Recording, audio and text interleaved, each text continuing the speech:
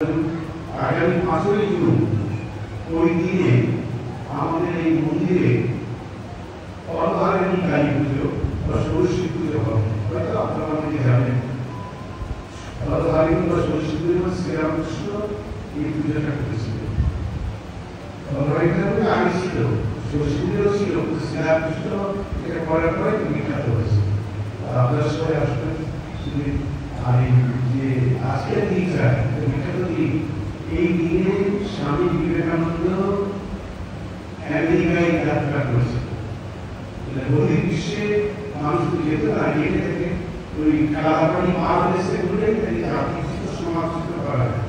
স্বামীজি গেলেন প্রথম হিন্দু যাচ্ছে, কালাপানি পার হচ্ছে, তো এটা একটা বিখ্যাত দিন। 31শে মে আজকের দিনটি, যেদিন স্বামী বিবেকানন্দ ইউরোপ যাত্রা বা বিদেশ যাত্রা করেছে, এই আজকের দিন। আর একটা হচ্ছে এই দিনের বিষয় হচ্ছে এই দিনেই দিন হিসাবে হচ্ছে 31শে মে দক্ষিণেশ্বর কালী মন্দির প্রতিষ্ঠিত হয়েছে। আজকের দিন 31শে মে সেদিন তিথিটা ছিল স্নান যাত্রা, জগন্নাথ দেবের স্নান যাত্রা। আর হিসেবে কিন্তু 31শে মে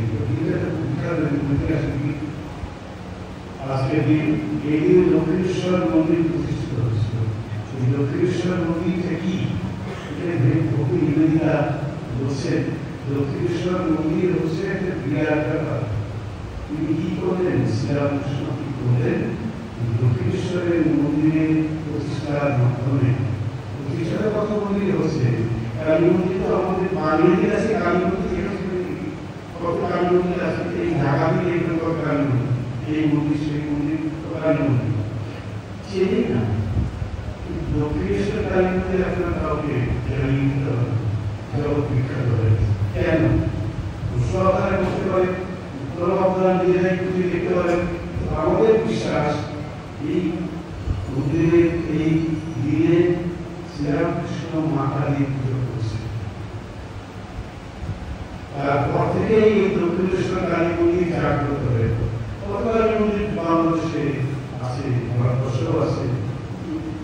দক্ষিণেশ্বর কালী মন্দির সঙ্গে হ্যাঁ, কালীঘাটের মন্দিরও আছে। আর কোন বহুগুলো নষ্টদের ব্যাপার কালীঘাটের মন্দির, কিন্তু বিশ্বাস করুন শ্রীরামকৃষ্ণ এই দিনে মা কালী পুজো করছে এবং তারপর থেকে দক্ষিণেশ্বর মন্দির। ঠিক আছে, পরের দিনে আবার